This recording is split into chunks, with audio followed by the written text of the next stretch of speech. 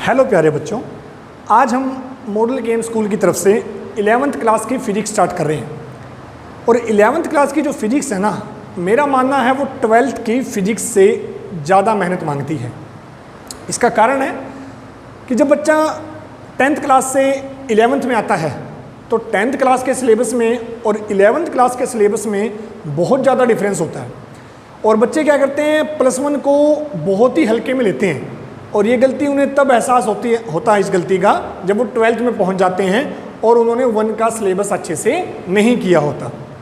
इसलिए आप +1 के सिलेबस को भी अच्छे से करें और शुरुआत से करें तो आपके लिए आगे जाके काफ़ी बेटर रहेगा। ठीक है, तो सिलेबस शुरू करने से पहले आज हम फिजिक्स की एक इम्पोर्टेंट क्वांटिटी है या एक इम्पोर्टेंट पॉइंट है फिजिक्स का, जिसे हम कहते हैं वेक्टर। इसके बारे में पहले डिस्कस करेंगे, फिर हम यूनिट्स पे जाएंगे। तो एक्चुअल में वेक्टर होता क्या है, मैं आपको कुछ एग्जांपल दूंगा, उस एग्जांपल से आपको क्लियर होगा कि वेक्टर क्या है और स्केलर क्वांटिटीज क्या है। ठीक है, इस पॉइंट पे जाने से पहले सबसे पहले हम बात करते हैं फिजिकल क्वांटिटीज कि एक्चुअल में फिजिकल क्वांटिटीज क्या होती हैं। फिजिकल क्वांटिटी क्या है, कोई भी ऐसी क्वांटिटी जिसे मेजर किया जा सके, which can be measured is called physical quantity. कोई भी क्वांटिटी जिसे मेजर किया जा सके वो क्या कहलाती है, फिजिकल क्वांटिटी। जैसे 2 किलो शुगर है, ठीक है, 2 किलो चीनी है, 2 किलो आटा है, 5 किलो बेसन है या 1 डजन बनाना है, ये सब की सब चीज़ें क्या हो रही हैं, मेज़र हो रही हैं। तो ये सब के सब क्या हैं, हमारी फिजिकल क्वांटिटी है। ठीक है, फोर्स, मैं किसी ऑब्जेक्ट के ऊपर फोर्स लगा रहा हूँ, मेरे द्वारा जो फोर्स लगाया जा रहा है उसे हम मेज़र किया जा सकता है। तो फोर्स भी कैसी क्वांटिटी है, एक फिजिकल क्वांटिटी है। उसके बाद बाइक या स्कूटी वगैरह आप चलाते हैं, ठीक है, बाकी आपको चलानी नहीं चाहिए, आपकी उम्र अभी इतनी नहीं है, ठीक है, फिर भी चलाते हैं, बच्चे मानते नहीं हैं आजकल। तो उसमें स्पीडोमीटर होता है जो हमें ये बताता है कि जो हमारी बाइक या स्कूटी है वो कितनी स्पीड पे चल रही है, यानी स्पीड को भी मेज़र किया जा सकता है। तो वो भी क्या है, एक फिजिकल क्वांटिटी है। ठीक है, या हमारी बाइक या स्कूटी कितने किलोमीटर चली, यानी वो जो डिस्टेंस है या डिस्प्लेसमेंट वगैरह हम सब पढ़ेंगे जैसे जैसे आगे बढ़ेंगे। फिलहाल डिस्टेंस, डिस्प्लेसमेंट जो भी है हम उसे भी मेज़र कर सकते हैं, तो वो भी क्या है, एक फिजिकल क्वांटिटी है। इसका मतलब फिजिकल क्वांटिटी वो क्वांटिटीज़ हैं जिन्हें मेज़र किया जा सके, those quantities are called physical quantities. Clear है जी। अब कहता है फिजिकल क्वांटिटीज 2 तरह की है। फिजिकल क्वांटिटी कितने टाइप की है, 2 टाइप की है, एक है स्केलर और एक है वेक्टर। दोनों में डिफरेंस क्या है समझिएगा। मैंने माना मेरे पास शुगर है, ठीक है, चीनी है, कितनी है, 2 किलोग्राम है।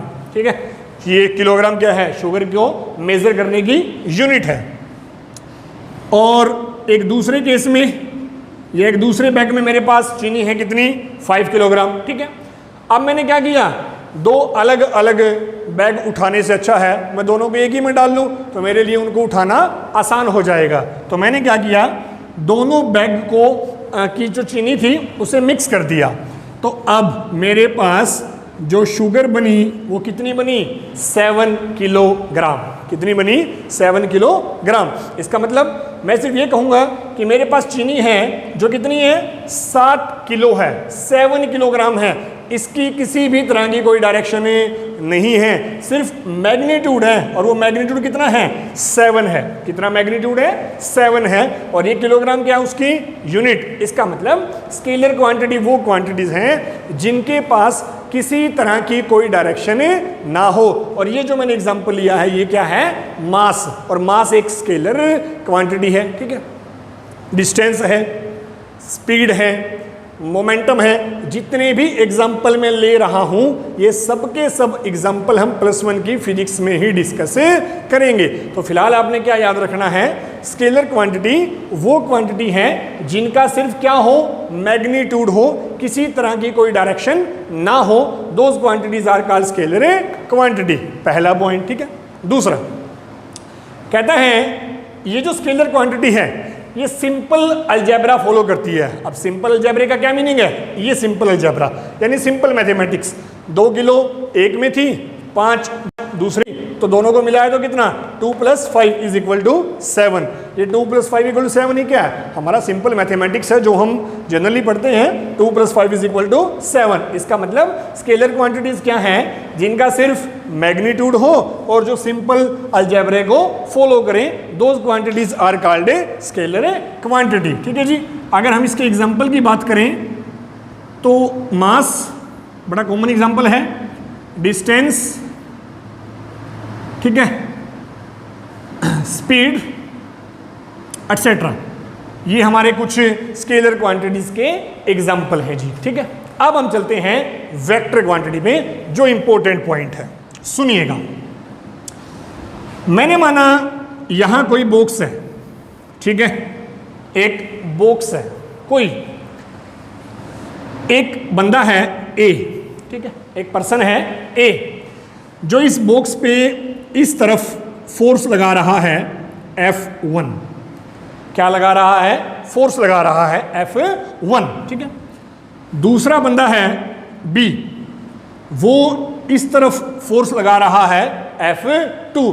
ध्यान से सुनिएगा, इस ऑब्जेक्ट के ऊपर इधर से फोर्स लगा F1, इधर से फोर्स लगा F2। ठीक है, अब फोर्स को लगाने की या फोर्स के लगने की क्या है? एक पर्टिकुलर डायरेक्शन है, एक पर्टिकुलर डायरेक्शन है।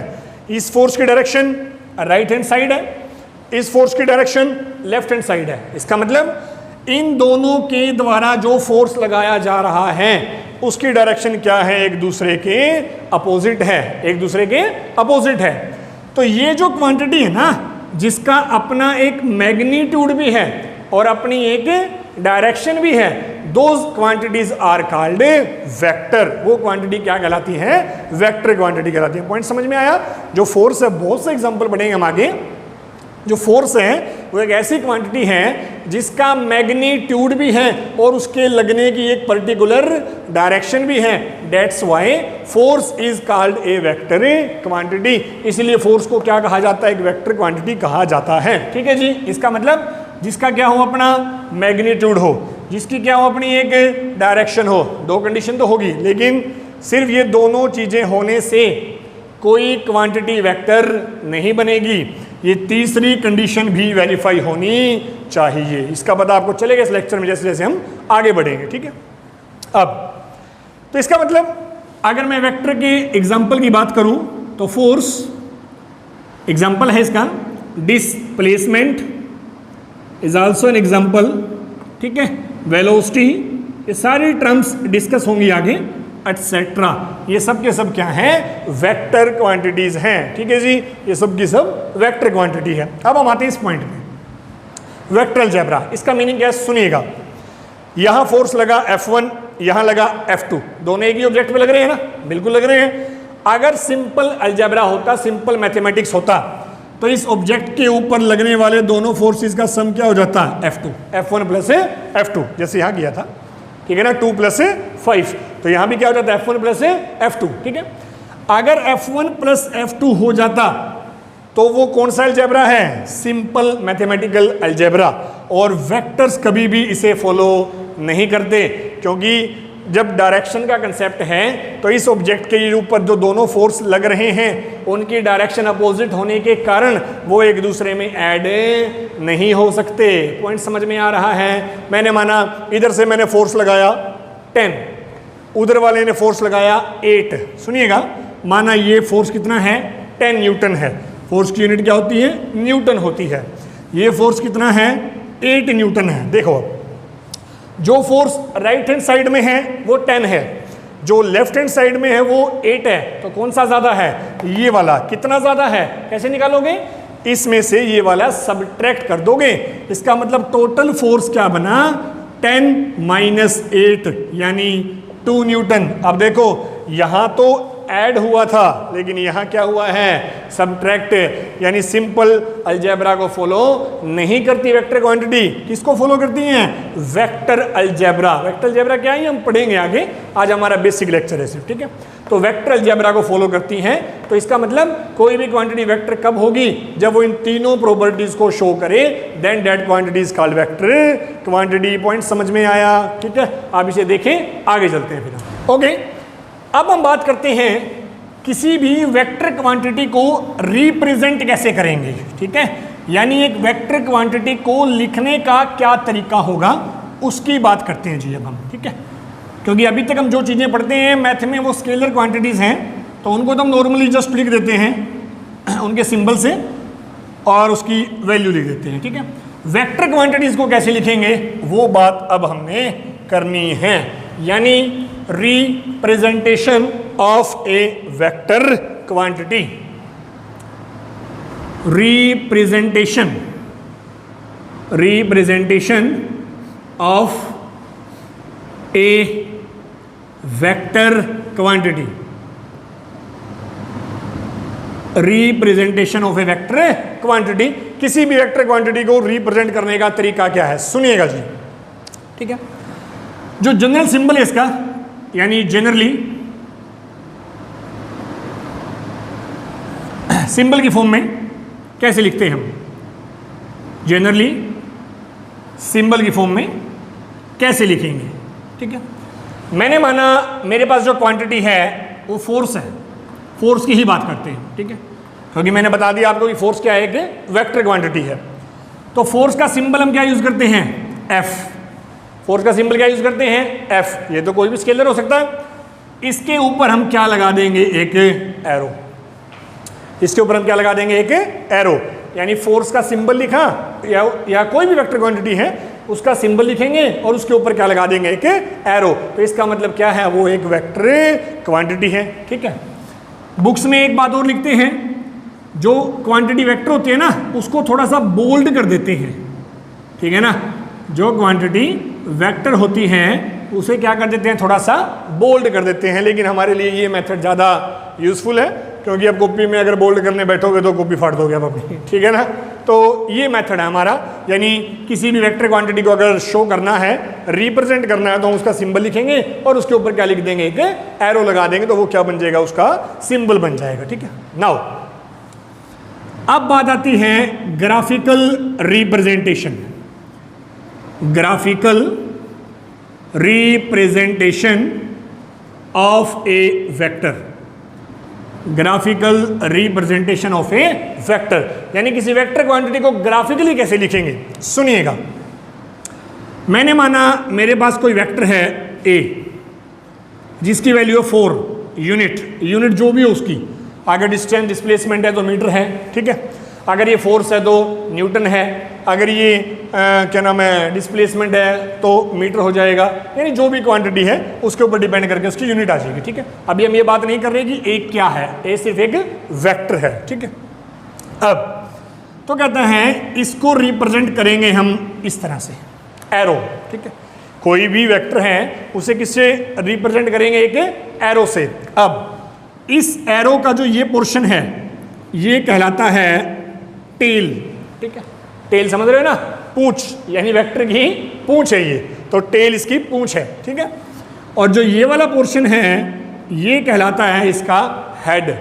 ये वेक्टर की टेल है और ये वेक्टर का हेड है। अब सुनिएगा, जितनी इस एरो की लेंथ होगी, जितनी इस एरो की लेंथ होगी वो हमें क्या बताएगा, इस वेक्टर क्वांटिटी का मैग्नीट्यूड बताएगा। क्या बताएगा जी, इस वेक्टर क्वांटिटी का मैग्नीट्यूड बताएगा। कौन है, जितनी भी इस एरो की लेंथ है। और लेंथ कितनी होगी, टेल से लेकर हेड तक, टेल से लेकर हेड तक। दूसरा पॉइंट, ये जो एरो की डायरेक्शन है, यानी इस तरफ है ना, राइट हैंड साइड में इस तरफ, तो ये हमें क्या बताएगा, उस वेक्टर क्वांटिटी की डायरेक्शन बताएगा। पॉइंट समझ में आया। हमने जैसा पढ़ा था कि वेक्टर क्वांटिटी के पास मैग्नीट्यूड भी होता है और डायरेक्शन भी। तो वेक्टर का मैग्नीट्यूड कौन बताएगा, इस लाइन की जो लेंथ है, और डायरेक्शन कौन बताएगा, ये एरो बताएगी जी, ठीक है। इसका मतलब लेंथ ऑफ एरो क्या बताएगा हमें? मैग्नीट्यूड। लेंथ ऑफ एरो क्या बताएगा? मैग्नीट्यूड बताएगा। और direction of arrow, direction of arrow ये क्या बताएगा हमें? डायरेक्शन बताएगा। ठीक है, किसकी डायरेक्शन? उस वेक्टर क्वांटिटी की। पॉइंट समझ में आया? इसका मतलब किसी भी वेक्टर क्वांटिटी को हम किससे रिप्रेजेंट करेंगे? एक एरो से, और उस एरो की जितनी भी लेंथ होगी वो क्या होगी? उस वेक्टर क्वांटिटी का मैग्नीट्यूड होगा, और उस एरो की जो भी डायरेक्शन होगी वो क्या होगी? उस एरो की एरो की जो डायरेक्शन होगी वो क्या होगी? उस वेक्टर क्वांटिटी की डायरेक्शन होगी। पॉइंट समझ में आया? तो this is about the representation और graphical representation of a vector. तो वेक्टर के बारे में दो इंपॉर्टेंट पॉइंट्स हैं जी, ठीक है, जो आपको यहां पर ध्यान रखने हैं। दो इंपॉर्टेंट पॉइंट्स हैं किसी भी वेक्टर के बारे में। नंबर 1 क्या कहता है? सुनिएगा। मैंने माना ये कोई वेक्टर है ए, ये क्या है? कोई वेक्टर ए। ठीक है, हम क्या करें? इस वेक्टर को यहां से उठाकर यहां डिस्प्लेस कर दें। समझ रहे हो बात? इस वेक्टर को यहां से उठाकर यहां ले गए। मान लो ये किसी बॉडी के ऊपर लगने वाला फोर्स है, यहां ऐसे। अब इसे मैं उठा के यहां ले गया, मतलब मैंने इस वेक्टर को बिल्कुल इसके पैरेलल शिफ्ट कर दिया, बिल्कुल इसके पैरेलल शिफ्ट कर दिया। जैसे यहां से उठाया और उठा के इसे यहां ले गए। ठीक है, इस वेक्टर को वहां से उठाया और उठाकर यहां ले गए। तो क्या होगा जी? कहता है जब भी हम किसी वेक्टर को पैरेलली शिफ्ट करेंगे, उसी पैरेलल डायरेक्शन में शिफ्ट करेंगे, तो उसके मैग्नीट्यूड और डायरेक्शन में किसी तरह का कोई चेंज नहीं होगा। बहुत इंपॉर्टेंट पॉइंट है ये आगे के टॉपिक के लिए। क्या है? कहता हमारे पास एक वेक्टर है, ठीक है, उस वेक्टर को हमने उसी वेक्टर के पैरेलल, उस वेक्टर को हमने उसी वेक्टर के पैरेलल शिफ्ट कर दिया, तो उससे उसके मैग्नीट्यूड और डायरेक्शन के ऊपर कोई इफेक्ट नहीं पड़ेगा। ठीक है जी, that is parallel shift of any vector does not change its magnitude and direction, does not change its magnitude and direction, उसके मैग्नीट्यूड और डायरेक्शन को चेंज नहीं करेगा जी। ठीक है, सेकंड पॉइंट, सेकंड पॉइंट सुनिएगा। मैंने माना ये मेरे पास कोई एक वेक्टर है, ठीक है, या हम उसी डायरेक्शन में लेते हैं। ये हमारे पास कोई वेक्टर है ए, ठीक है। पहले केस में हमने क्या किया? इसको पैरेलल शिफ्ट किया था। अब हम क्या करेंगे? सुनिएगा। ये वेक्टर है, ठीक है, मैंने इसको रोटेट किया, देखना ध्यान से। ये वेक्टर है, रोटेट हो रहा है, कितना रोटेट हो गया? 90 डिग्री, अब 180 डिग्री, अब 270 डिग्री, और अब 360 डिग्री। बात कुछ समझ में आई? ये वेक्टर है, ठीक है, ये इसकी डायरेक्शन है। मैंने इसको रोटेट किया, 90 डिग्री रोटेट हुआ, ठीक है। अब 180 डिग्री, नाउ 270 डिग्री, और अब 360 डिग्री। मतलब किसी भी वेक्टर क्वांटिटी को अगर 360 डिग्री रोटेट करेंगे तो उसके मैग्नीट्यूड और डायरेक्शन में कोई चेंज नहीं होगा। राइट, ठीक है जी। यानी इसे अगर मैंने रोटेट किया कुछ ऐसे और रोटेट करके वापस यहीं आ गया, तो इस केस में भी मैग्नीट्यूड और डायरेक्शन में कोई चेंज नहीं होगा। ठीक है, यानी 2 पाई या 360 degree rotation of a vector does not change magnitude and direction। ठीक है, does not change magnitude and direction। दोनों पॉइंट याद रखेंगे आप। अगर हम किसी वेक्टर क्वांटिटी को पैरेलली शिफ्ट करेंगे तो भी उसके मैग्नीट्यूड डायरेक्शन में कोई फर्क नहीं पड़ेगा। अगर हम किसी वेक्टर को 360 में रोटेट करेंगे तो भी उसके डायरेक्शन या मैग्नीट्यूड में कोई इफेक्ट नहीं पड़ेगा। तो जल्दी से नोट कर लीजिए, आगे चलते हैं। तो अब हम बात करेंगे वेक्टर के कुछ टाइप्स हैं, ठीक है, जो हम जनरली डिस्कस करते हैं, that is types of vectors. ठीक है जी, टाइप्स ऑफ ए वेक्टर, यानी वेक्टर के कुछ टाइप्स हैं, उनकी बात करेंगे। एक्चुअल में एक बात और है, स्केलर और वेक्टर के सिवा कुछ और क्वांटिटीज भी होती हैं जिन्हें टेंसर बोला जाता है, लेकिन वो हम यहाँ डिस्कस नहीं करेंगे। ठीक है, आगे डिस्कस की जाएंगी वो बातें। तो अगर आपको किसी बुक में लिखा मिले टेंसर, तो घबराना मत कि हमें नहीं बताया गया, बताया जाएगा, लेकिन फिलहाल हम सिर्फ स्केलर और वेक्टर की बातें कर रहे हैं। ठीक है, तो वेक्टर का जो पहला टाइप है, नंबर 1, वो है equal and unequal. Unequal vector, जैसे कि नाम ही बता रहा है, क्या है? Equal and unequal vector. तो इक्वल और अनइक्वल वेक्टर क्या होते हैं, सुनिएगा। कहते हैं जी कोई भी वेक्टर इक्वल कब होगा? कोई भी दो वेक्टर, ये वेक्टर ए और ये वेक्टर बी, ठीक है, कोई भी दो वेक्टर इक्वल कब होंगे? जब उन दोनों की डायरेक्शन सेम, दोनों की डायरेक्शन सेम और दोनों का मैग्नीट्यूड भी सेम, तो उस केस में जो वेक्टर्स हैं वो क्या कहलाएंगे? इक्वल वेक्टर्स कहलाएंगे। बात समझ में आई? दोनों की डायरेक्शन भी सेम, दोनों का मैग्नीट्यूड भी same, then that those vectors are called equal vectors, that is which have same direction and same magnitude, same magnitude। ठीक है, तो वो वेक्टर्स क्या कहलाएंगे? इक्वल वेक्टर्स कहलाएंगे। ठीक है जी। नेक्स्ट, दूसरी जो टर्म हमने लिखी है अनइक्वल। अनइक्वल, इसे हम एक नाम और देते हैं नेगेटिव वेक्टर्स। ठीक है, इसे हम एक नाम और देते हैं नेगेटिव वेक्टर। ये क्या होगा? ये कोई पहला वेक्टर है ए और ये कोई दूसरा वेक्टर है बी। समझ में आ गया होगा आपको? जिस केस में क्या होगा, लेंथ तो क्या है? सेम है, यानी मैग्नीट्यूड तो क्या है? सेम है, लेकिन डायरेक्शन क्या है? एक दूसरे के अपोजिट है। इसका मतलब विच have same magnitude, which have same magnitude and opposite direction, which have same magnitude and opposite direction, those vectors are called unequal or negative vector। ठीक है, नोट करते रहे। तो नेक्स्ट हमारे जो वेक्टर्स हैं सेकंड, वो हैं parallel, parallel and anti parallel. ठीक है, ये वर्ड आप मैथमेटिक्स में सुनते होंगे, parallel and anti parallel vectors. सुनिएगा जी, पहले पैरेलल की बात करते हैं। ये कोई एक वेक्टर है ए, ठीक है, ये कोई दूसरा वेक्टर है बी, दोनों एक दूसरे के क्या है? पैरेलल है, दोनों एक दूसरे के क्या है? पैरेलल। मतलब यहाँ मैग्नीट्यूड की कोई कंडीशन नहीं है, यहाँ सिर्फ क्या जरूरी है कि दोनों की डायरेक्शन क्या होनी चाहिए? सेम होनी चाहिए, एक दूसरे के पैरेलल होनी चाहिए, then those vectors are called parallel vector. Point समझ में आया ना? लाइक में क्या था, वहाँ मैग्नीट्यूड भी सेम होना चाहिए था और डायरेक्शन भी।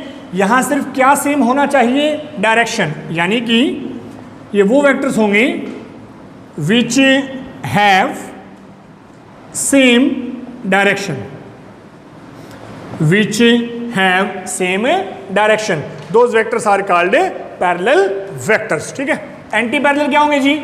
बिल्कुल सही, अपोजिट। ठीक है, यानी कुछ ऐसे, ये है हमारा वेक्टर ए, ये है हमारा वेक्टर बी। देख सकते हो आप, यहाँ भी मैग्नीट्यूड की कोई कंडीशन नहीं है, यहाँ भी मैग्नीट्यूड की कोई कंडीशन नहीं है। सिर्फ क्या कंडीशन है कि दोनों वेक्टर की डायरेक्शन क्या होनी चाहिए? एक दूसरे के अपोजिट, यानी कि which have opposite direction, which have opposite direction, those vectors are called anti parallel vector. ठीक है जी, आगे चलते हैं नेक्स्ट पे, नोट करते रहें आप साथ साथ। नेक्स्ट जो वेक्टर्स हैं जी हमारे, वो हैं कोलिनियर वेक्टर। आसान है काफ़ी पॉइंट्स आज के हमारे। कोलिनियर वेक्टर, इसलिए हम शुरुआत में वेक्टर शुरू करते हैं जब भी 11th की फिजिक्स शुरू की जाती है, ठीक है, क्योंकि इंटरेस्टिंग है और आसान चीज़ें हैं। तो थर्ड नंबर है जो, वो सुनिएगा, ये है जी कोलिनियर वेक्टर। कोलिनियर वेक्टर, अब कोलिनियर वेक्टर क्या होगा, नाम से ही आइडिया लग जाना चाहिए। कोलिनियर का मतलब जो वेक्टर एक ही लाइन में हो, जो वेक्टर किसमें हो, एक ही लाइन में, those vectors are called collinear vectors. ठीक है, ठीक है। तो कोलिनियर वेक्टर क्या है, जो एक ही लाइन में हो या पैरेलल लाइंस में हो, मतलब which lies along same line और पैरेलल और पैरेलल टू ईच अदर, या तो एक ही लाइन में हो या फिर क्या हो, एक दूसरे के पैरेलल हो, वो सब के सब क्या कहलाएंगे, कोलिनियर। एग्जांपल से समझिएगा, ये कोई वेक्टर है ए, ये कोई वेक्टर है बी, दोनों क्या है, कोलिनियर है। ये कोई वेक्टर है ए, ये कोई वेक्टर है बी, ये भी क्या है, कोलिनियर है। ये कोई वेक्टर है ए, ये कोई वेक्टर है बी, ये भी क्या है, कोलिनियर है। ठीक है, और लास्ट ये कोई वेक्टर है ए और ये कोई वेक्टर है बी, ये भी क्या है, कोलिनियर। देखिए सब, ये भी कोलिनियर है, ये भी कोलिनियर है, ये भी कोलिनियर है और ये भी कोलिनियर है। अब आप देखो, ये जो वेक्टर्स है ना, ये पैरेलल भी हैं, ये एंटी पैरेलल भी हैं। इसका मतलब हर एक पैरेलल वेक्टर क्या है, कोलिनियर है। हर एक एंटी पैरेलल वेक्टर भी क्या है, कोलिनियर है। ठीक है, तो ये भी हमारा क्या होगा, कोलिनियर होगा, ये भी कोलिनियर, ये भी और ये भी। इसमें कौन सी वाली कंडीशन है कि दोनों वेक्टर क्या है, एक दूसरे के पैरेलल हैं। ये भी दोनों क्या है, एक दूसरे के पैरेलल या एंटी पैरेलल हैं। ये दोनों एक ही लाइन में हैं और ये दोनों भी एक ही लाइन में हैं। तो दोनों कंडीशंस हमारी सेटिस्फाई हो चुकी हैं। ठीक है, तो जो नेक्स्ट हमारा पॉइंट है वेक्टर टाइप में फोर्थ, वो है जी कोप्लेनर वेक्टर। कोप्लेनर वेक्टर्स, अब ये क्या होते हैं, सुनिएगा। कोप्लेनर का मतलब एक ही प्लेन में, कोप्लेनर का मतलब एक ही प्लेन। अब प्लेन क्या है, कोई भी टू डायमेंशनल क्या है, प्लेन। जैसे ये बोर्ड है जिसमें मैं लिख रहा हूं, डायमेंशन नंबर 1, डायमेंशन नंबर 2, तो ये क्या है, एक प्लेन है। तो वो सारे के सारे vector which lies in a single plane, which lies in a single plane are called coplanar vector. समझिएगा थोड़ा ध्यान से, ये हमारा प्लेन है, ये इसका y एक्सिस है, ठीक है, ये इसका x एक्सिस है। ये वेक्टर मैंने ऐसे रखा मार्कर और ये ऐसे, ये दो वेक्टर हो गए। ठीक है, दोनों वेक्टर किसमें हैं, हमारे बोर्ड के प्लेन में है, तो ये क्या है, कोप्लेनर है। ठीक है, ये तीसरा है।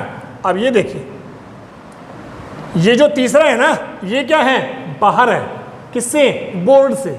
बोर्ड से कहाँ है, ये बाहर की तरफ है। इसका मतलब ये वाला जो वेक्टर है वो इन दोनों के साथ कोप्लेनर नहीं है। पॉइंट समझ में आया, ये वाला वेक्टर, ये वेक्टर, ये दोनों क्या हैं, हमारे बोर्ड के प्लेन में हैं।